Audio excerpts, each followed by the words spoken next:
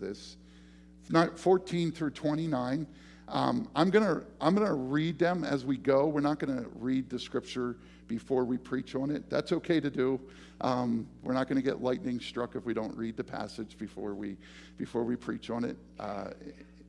In fact, in many traditions, they don't.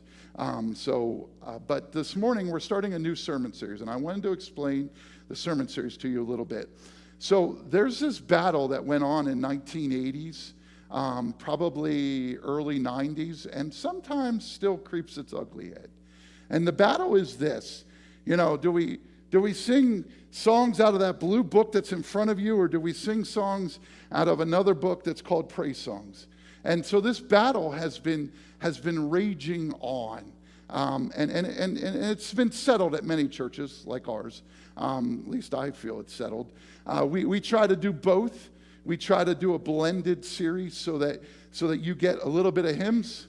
We sang 2 hymns this morning and 1 praise song, and then we'll sing a hymn at the end. So if you're a hymn person, you're 3 for 1 today, all right? So next week, I can't promise that.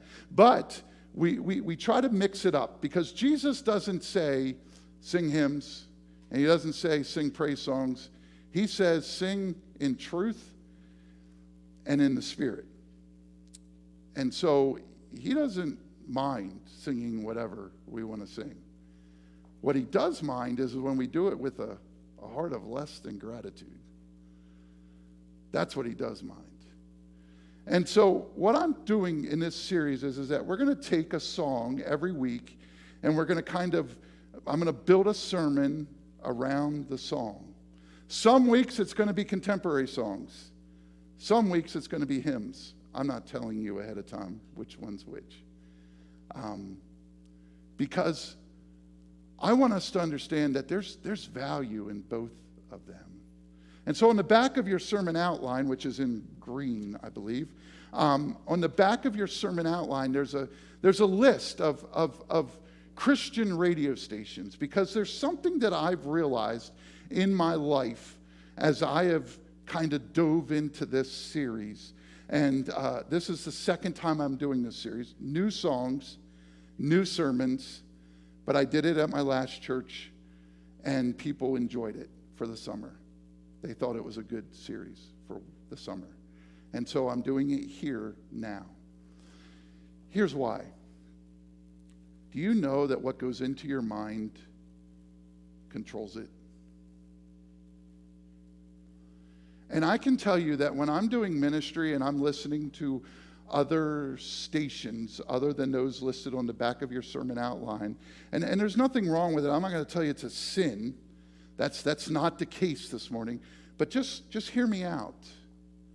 I get real frustrated when I have my radio on anything but Christian lyrics. Almost to the point of quitting. Because I'm not filling my mind with things that encourage my walk. And so I would just challenge you, if you listen to anything but Christian radio in your car or at your house, would you do me a favor and take one day where just one day, we got 7 days a week, just one day. And this is total, I don't know. I'm not going to make any promises. You'll get your money back, okay, if this doesn't work. But like if you take Tuesday, you're just going to listen to Christian music. And I gave you both of them. I gave you traditional Christian music and contemporary Christian music, so they're both on the back of your sermon outline. You're just going to listen to that station. So as I travel from to and fro and I go from place to place, I'm going to listen to this station, and I'm not turning the station. No matter what, I'm not turning the station. I'm just going to listen and see. Just see. Does it make a difference? If I was a betting man, I am not a betting man. If I was, I would bet it will make at least a small difference. I'm not going to tell you that you're going to become Billy Graham and want to go out and save the world. I'm not going to promise any of those things. But what I am going to promise you is that you're going to be less anxiety-filled, less stress-filled, and less feel like quitting on everything. Those things I will promise you. Because when the Word of God dwells in you richly, like we just read, it does work, man. And it's good work. And so you don't have to be like me where I put my windows down and when the guy's next to me blaring something else that's not very appropriate, I turn my Christian music up and sit there in my Subaru and I let him know, hey buddy, my music is just as good as yours. You don't have to be like that. In fact, I wouldn't recommend it. But you do need to fill your mind with the words of Christ. And there's a way to do that. And that is by tuning in to Christian radio every once in a while. Every once in a while. So I hope this sermon series challenges you to see both sides. And when we're singing contemporary songs and you are sitting there going, oh man, I really don't like this song, that maybe something in your heart would say, I'll be patient this Sunday. And then next Sunday, when we're singing traditional songs and you're sitting here going, oh man, I don't like these hymns, maybe something in your heart would be patient. Because I guarantee you there are brothers and sisters in every one of these pews that need that song. And just because you don't like it doesn't mean you can dismiss what they like. Because they need it just as much as you do. And that's my goal of this sermon series, to open eyes, to see that this isn't wrong. Because I hear things. I hear people say, this is my best. This is the best one. Oh, that praise song was written by a human. What do you think wrote hymns? And many of them were written in bar rooms while they were drinking.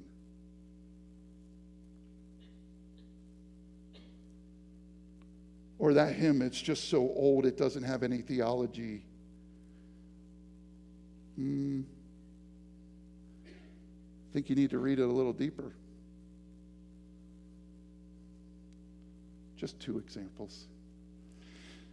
So we've all been there.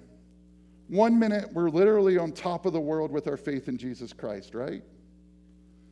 The Lord is seemingly moving in great ways and is doing wonderful things. And it seems as if he is all over everything that is happening in our world. But then we descend the mountaintop experience and quickly find ourselves in a place where we ask, Lord, seriously, do you even understand what's happening on this world? It's what I affectionately call the faltering faith syndrome. We all struggle from it. If you want to remember it, it's FFS. I made that up, by the way, so you can use it as much as you want. But many Christians sitting in pews experience it. Faltering faith syndrome. On 1 minute, they're on a mountaintop high because God has moved in a great and mighty way. On another minute, they are in a deep valley in the weeds of life, wondering exactly when God's going to bring the weed whacker to let us out of these weeds.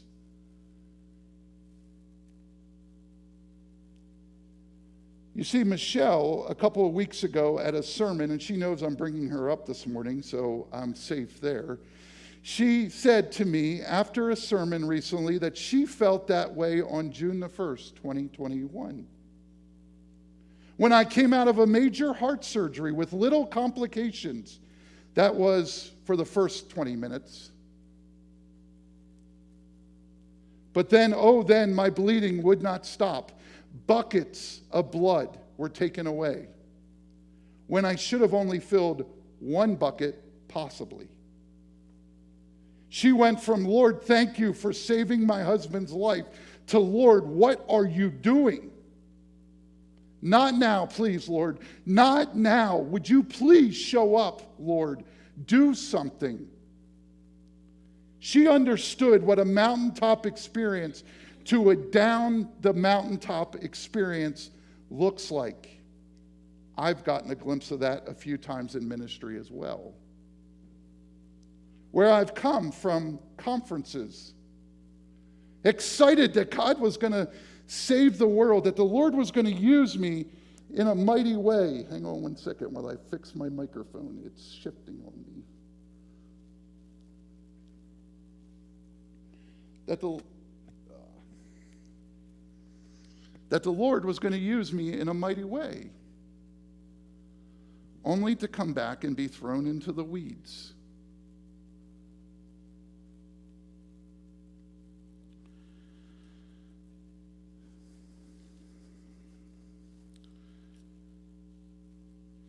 And wonder, what am I doing? I don't know the first thing about this.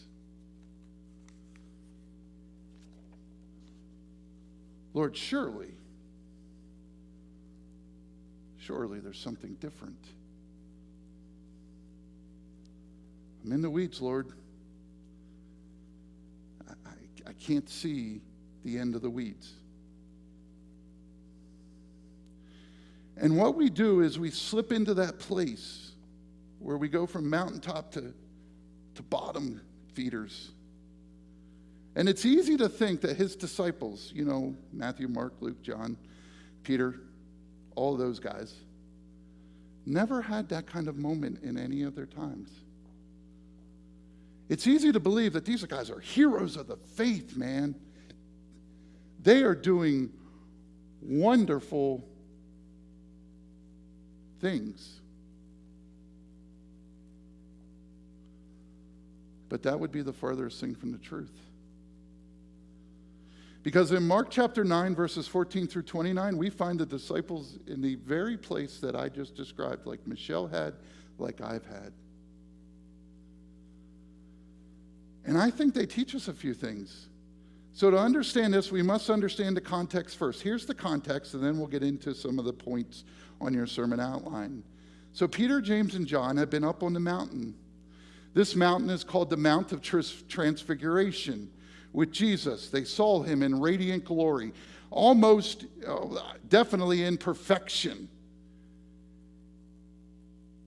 They have this great moment with Jesus, and they're flying on cloud number 9. They're like, holy smokes, this is wonderful. They're talking to Moses and Elijah and some of the greats, and there's this awesome experience going on as the very door of heaven opens itself when they're talking to Jesus. So what is happening is they are speaking again with Moses and Elijah about his departure, literally his exodus. Instead of stepping into eternity, Jesus turns around and he heads down the mountain. He steps right out of the mountaintop experience and right into an argument, a fight. Glory, looking into heaven, going down the mountaintop and dealing with life's crud.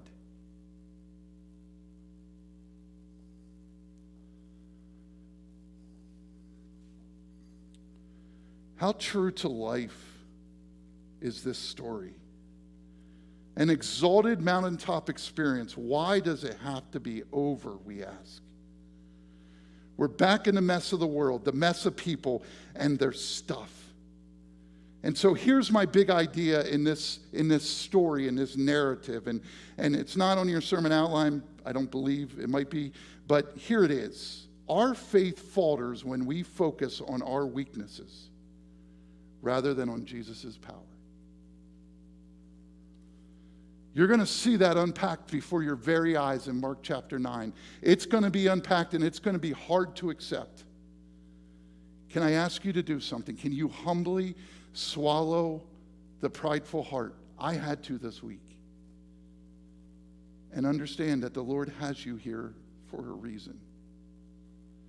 First, Amid faltering faith, we will get sidetracked. That's the first point. Amid faltering faith. Wait, was there a slide before this? Okay. Go ahead. Go that one. There we go. Okay. You had me confused. I saw something else up on the screen. Sidetracked. Here's what we do. When they came to Jesus, that is Jesus, John, James, and Peter, I missed him on the first part of this, came to the other disciples, they saw a large crowd around them and the teachers of the law arguing with them. As soon as all the people saw Jesus, they were overwhelmed with wonder and ran to greet him. What are you arguing with them about?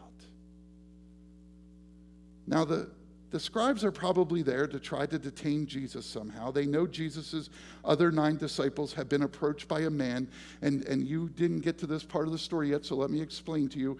What has happened is while they're up on the mountainside, the disciples have gotten their minds off of what Christ wants for them, and they tried to do a few things in their own strength. You know, kind of like back when the Israelites, Moses is up on the mountaintop, and you know where I'm going. What's he getting? He's getting the 10 commandments. And what are the Israelites doing down below? Oh, they're just building a golden ark because God has obviously led them astray, and he can't be trusted. So we'll just worship this golden ark. And so it's kind of flipped. Jesus and the other disciples, a few of the disciples, are up on the Mountain Transfiguration, and the other disciples decide we're gonna just do our own thing here. We're gonna try to do some things in our own power. And so a man approaches them, and he says, "Listen, my son has a demon. This demon does some very bad things that we'll read about in just a moment. But he does some very bad things to my son. Can you heal him?" Because not 3 chapters away, the disciples have been healing people from demons left and right. You're going to see that just in a little bit, but I'm trying to set this tone here for you. And the disciples try to heal this boy, and they can't. And so the scribes, they got their chest high, and they're saying, yeah, follow this Jesus. His disciples can't even get this demon out of this boy. And they're looking to win some theological points. And so they're arguing with the other 8 disciples.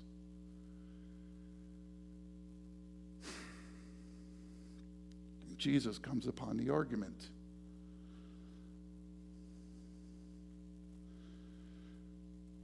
The crowds gather for the show. But here's what I want you to notice. The show never happens. Now, there are those there because there's an argument. There are those there that are because there's an argument going on. You know, I remember being in high school. Somebody yells, "Fight." People don't run away from it. They run towards it. They want to watch it. Let's watch the fireworks. And so people are gathering all around because the scribes and the disciples are going at it, and they don't know how long Jesus is going to be up. He didn't tell them, I'll be up there for 4 days, 5 days, 6 nights, whatever. He didn't tell them that. And so Jesus comes down off the mountain, and he goes right into this situation. And I know Jesus is perfect, but I sometimes wonder, does he think to himself, I was so close to being in eternity and not dealing with this crud? Boy, do I wish I would have made a different decision. And no doubt the disciples, particularly the ones that were with Christ on the mountain, attitude was, we're back in the devil's playground. Right? But that's not the answer for them or us. No, here's the answer. When we find ourselves in this situation where we go from a mountaintop experience to a downright in-the-weeds situation, this is an opportunity to use what you received while you were on the mountaintop. Not to throw it all away. Peter, John, you got to see him in glory, and now you're able to take what you saw and place it right in the mess of life. Don't throw it away. Jesus graciously takes the focus off of the disciples and onto him in verse 16 by asking this question, what are you arguing about?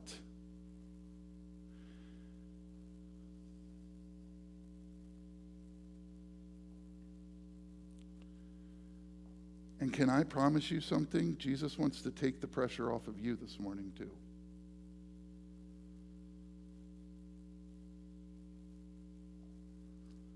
He does.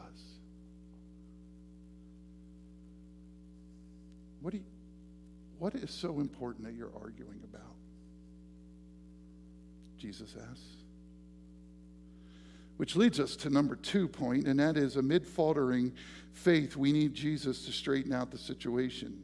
Amen to that. Here's what he says in verse 17.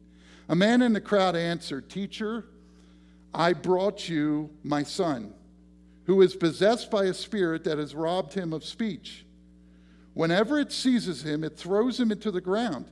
He foams at the mouth, gnashes at his teeth, becomes rigid. I asked your disciples to drive out that spirit, but they could not." You want to know how this father is talking to Jesus? Literally in the Greek, here's what the father is saying to Jesus. Literally. My son is a lunatic. That's what he says in the Greek. No punches pulled. My son is driven by this demon, and it robs him of his speech. It gets a hold of him. It throws him to the ground. He foams at the mouth and gnashes at his teeth. Jesus, I asked your disciples, and they couldn't get rid of the spirit. But yet not too long ago in chapter 6, they did it. They did it over and over again. And these are the disciples' words. Listen to what they said in Mark chapter 6.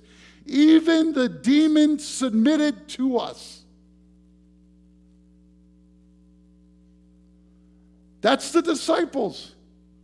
The same group of characters, and I mean that in respect, that are now faced with Mark chapter 9, where they cannot get the demon to submit to them. And you can imagine this father is frustrated. He says, Jesus, I brought him to you. I didn't realize you were up on the Mount of Transfiguration. And now here I am with your disciples who just earlier I heard were having demons submit to them. And so I bring my son to them, and they can't do anything.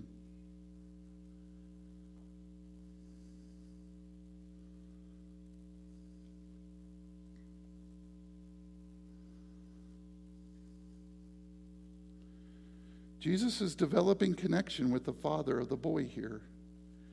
He's finding out about the issue. We're going to see more of this. And as I will say later, Jesus knows all of this already. He doesn't have to ask questions.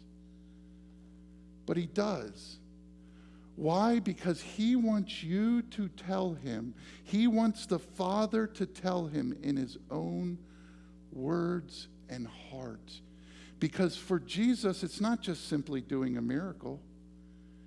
It's changing hearts along the way. Number 3 is Jesus changes things in a faith crisis by revealing the real issue. And the real issue here is faltering faith. You understand what faltering faith is. It's not that you don't have faith. It's that your faith is little. It says that it's that the day you came to Jesus Christ and the fire you had in your soul to serve him and to be him, and then somehow over the years it falters. It kind of like a fire goes out. Unless you throw more wood on it, unless you put more lighter fluid on it, unless you do more to fire it up, it will end up going out. And the problem in this whole scenario is faltering faith. Faltering faith of his disciples and faltering faith of the Father. Now, part of this next scripture passage, let me just read verse 19 for you right now. You unbelieving generation, Jesus replied, how long shall I stay with you? How long shall I put up with you? Bring the boy to me. Jesus cuts to the chase here. Are you serious? Now, part of this is aimed at the disciples. They're in this for 3 years now. They should have known by now because, as mentioned earlier, they were doing it in chapter 6 of Mark. Now, before we get too mad at the disciples, because that's my temptation. I look back and I'm like, guys, you were with him for 3 years. How many years have you been following him? How many years has the word been in your life? And how many times do you wonder, does he know what he's doing?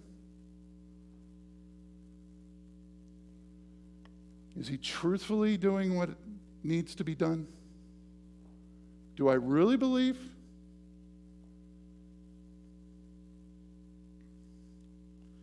But part of this is aimed at the scribes as well. And part of it is aimed at the crowd. How long should I put up with you? I can't imagine Jesus saying this, but apparently he did.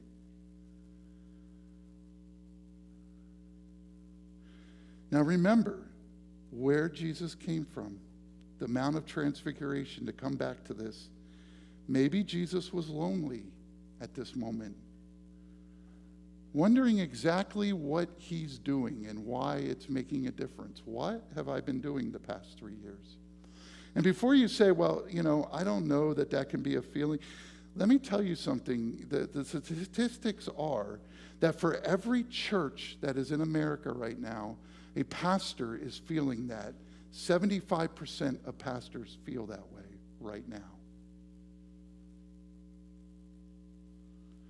Am I really making a difference?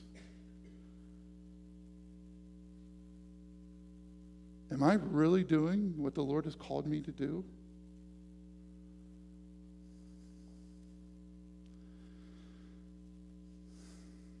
And so maybe Jesus is showing his real emotions here. I'm not saying this is right or wrong. I'm saying think about it. Verse 20 goes on. Here's what it says. So they brought him. When the spirit saw Jesus, it immediately threw the boy into a convulsion. He fell to the ground, rolled around, foaming at the mouth. Jesus asked the boy's father, how long has he been like this? From childhood, he answered. It's often thrown him into fire or water to kill him. But if you can do anything, take pity on us and help us. Here's a question. Why does it matter how long it's been happening? If you study the miracles of Jesus, I can tell you why it matters. You can almost see that he almost always draws people out. He draws them out of their twisted thoughts in their head.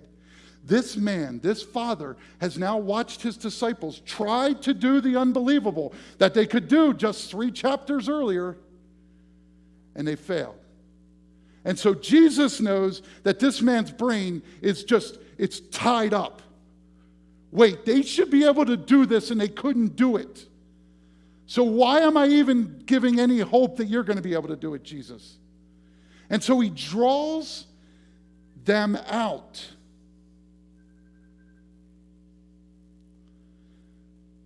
So there's no hidden issues here. And he'll do the same to you. You see, Jesus doesn't want to just heal a boy. He wants to heal a boy and work on a father's heart. He wants to heal a paralytic and work on his friends' hearts.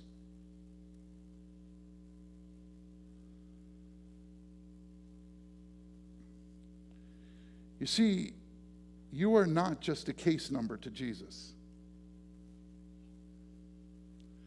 He doesn't look at you and go to his filing cabinet in heaven, which I doubt he has, but if he does, he doesn't go to his filing cabinet and go, I really got to work on case number 1456778. No, you know what he says? I really got to work on Pastor Brett Kindig. No, he says Brett Kindig. I'm on a first name basis with him. He says your name. I really want to work with you, fill in your name. You're not just another number to God. You are to this world. It's usually a 1, 2, 3, 4, 5, 6, 7, 8 number. No, 9. Social Security. That's all you are. You're just a person with a Social Security card to everybody in this world except for God. And so God looks at this and says, listen, I got to work with this Father because I want to see this all become a part of this story.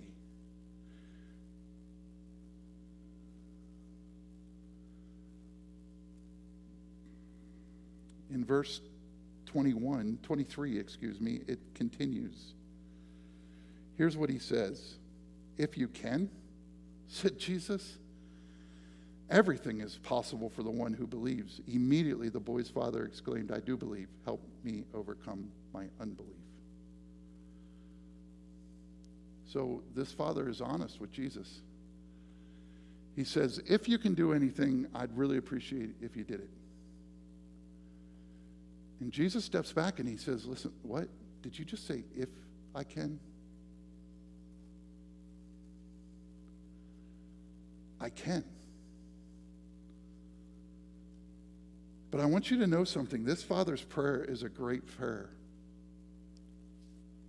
And I know for years they've taught in the evangelical church you don't ever talk to God like this. It's the biggest lie that's probably hindered the church.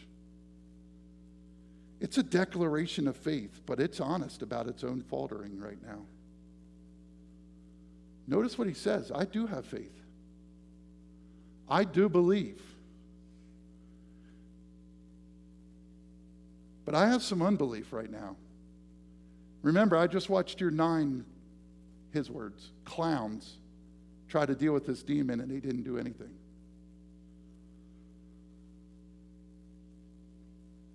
So would you help me overcome my unbelief?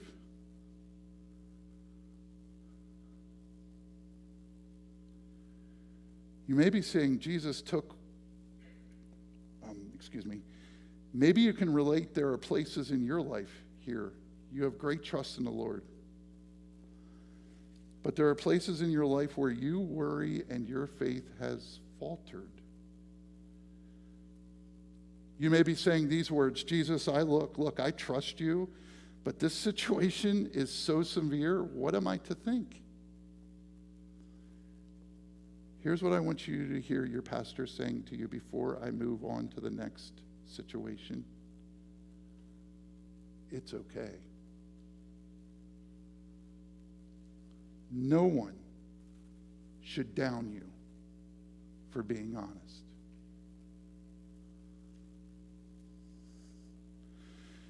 Here's what I want you to see. Full belief in God and full understanding and trusting are not mutually exclusive. That's what faith is all about. You can understand God and you can believe in God with all of your heart and soul. And there will be some situations in your life that you will say to yourself, I don't know. Don't stay there. Work through it. But believing in something unseen, believing in the impossible, because with God all things are possible. Do you think Noah had all the faith in the world while he built an ark during no rain? Do you think he didn't build that ark and in the back of Noah's head, and we may not hear this in his story, but in the back of Noah's head, he thought to himself, why am I building a boat? We're in a drought. What? And then the rain started falling for a long, long time. You see, having faith in God is believing in something that's unseen. The story continues, and this is where we see Jesus do what Jesus does. In verse 25, he says, when Jesus saw that a crowd was running to the scene, he rebuked the impure spirit. You deaf and mute spirit, he said, I command you, come out of him. Never enter him again. The spirit shrieked, convulsed him violently, and came out. The boy looked so much like a corpse that many said, he's dead. But Jesus took him by the hand and lifted him to his feet. And he stood up. Here's what happens when Jesus shows up and there's evil in the room. It either throws the demons or evil into a fawning submission or into a fury. This one chooses to go one last thrashing. Jesus says, come out, and he throws the boy violently. It leaves the boy looking as if he is dead. But notice the language Mark uses. It's a language that is meant for us that come back long time from this story happening, this real story happening. He wants us to see something. Do you notice the language he's using? He's using the same exact language that is used to celebrate the major holiday that our religion is built on, Easter. It's resurrection language. Jesus lifts him up. He resurrects him from looking like he's dead. This great resurrection miracle worker does it again. And he saves this boy's life. Hallelujah. It's a powerful reminder that even in the midst of faltering faith, Jesus can raise people to life. But it's then, this last point, is when we learn the cure for faltering faith. Amid faltering faith, we need to learn that Jesus' power is not in our control. It's about him. Here's what I want you to hear. You can't do it without him. And you say, that is such an easy point, Pastor. I don't know why you would bring that up this morning. Because apparently 9 disciples that walked with him for 3 years didn't know it.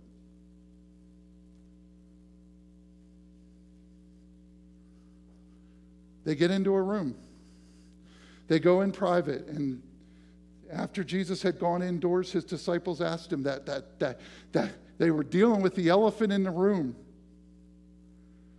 Why couldn't we drive it out? I mean, Jesus, just days ago, the demons were submitting to our words. Why couldn't we do that? And he says something to him, and he says this kind can come out only by prayer.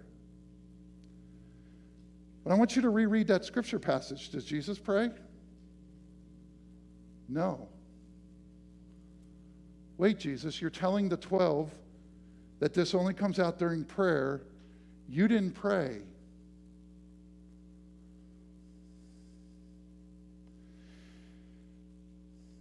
We'll get to that answer. But here's one commentary that puts it this way.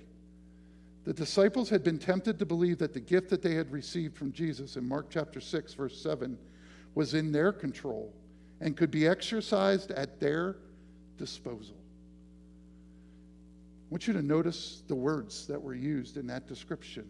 There. There's not once mentioned him.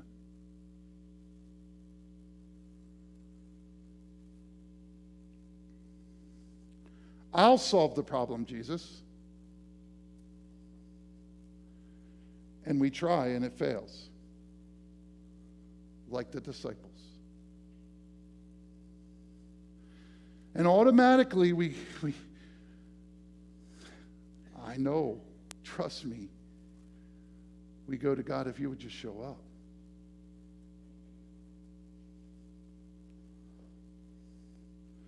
But But you see, the 9 disciples that were left behind that day, they decided in their heads they could do this, but never consulted the power of Jesus. Never. Never asked him to step in.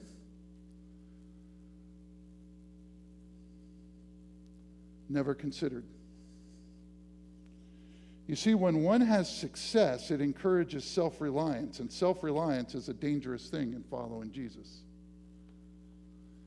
And so when you hit a place where you're up against it, where you see that there's no way you can get around this, and you somehow have success on your own power, at that moment in time, your following Jesus has now just gotten weaker.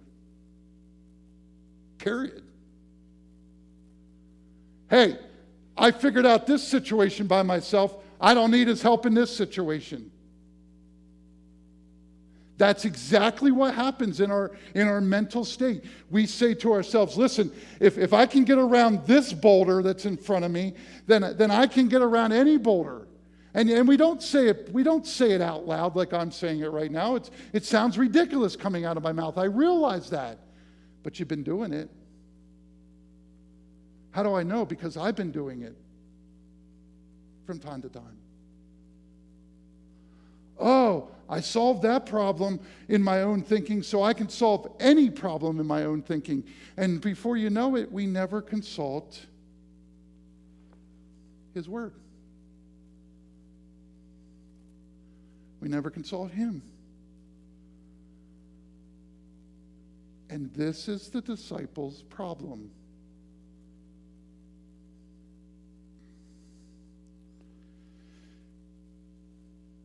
This isn't some magical prayer that Jesus is calling for from his disciples.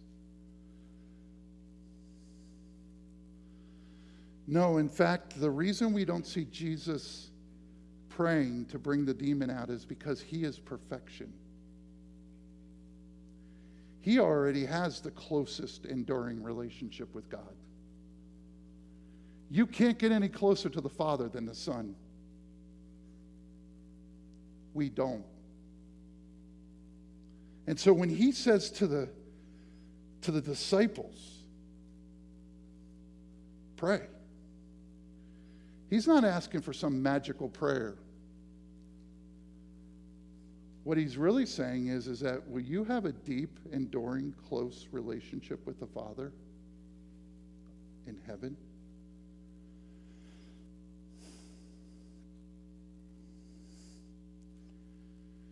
And so what the disciples have is they have their focus in the wrong place.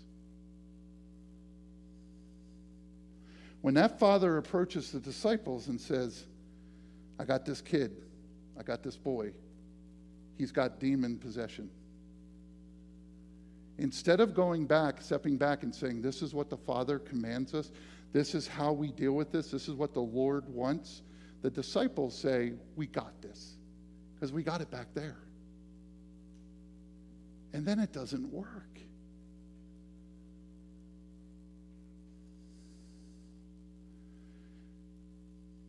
How many times? Numerous. That I've come up against an issue in a church and I've said, back in that year I did it this way and I'm going to do it the same way. Never once thought about asking God. And then it falls on what seems like deaf ears and God doesn't respond like he did back then. And I wonder, where are you, man?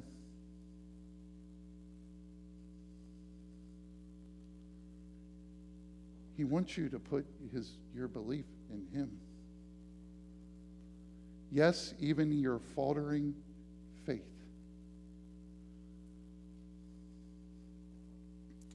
Today's song that we're going to play goes with the message. It's called Believe by Blessing Offer. So the concept of believe is this. It's an internal wrestling dialogue, almost negotiating. Because I think we all have these misconceptions of God as this fairy genie person that gives us whatever we want. And here's what Offer says. That's his actual name. At the end of the day, you realize that just because you have faith, it doesn't mean life is magically perfect. You want to know how he can attest to this? Because he's blind. And he's a singer. Being forced to live out the lyrics of his own story during the unexpected death of his sister to start the new year. The somber single, however, is not without hope. There's solace to be found in the fact that someone else shares similar doubts about God. Yet despite the questioning and the circumstantial evidence, Offer declares his belief in the unwavering character of our Creator and his ultimate goodness.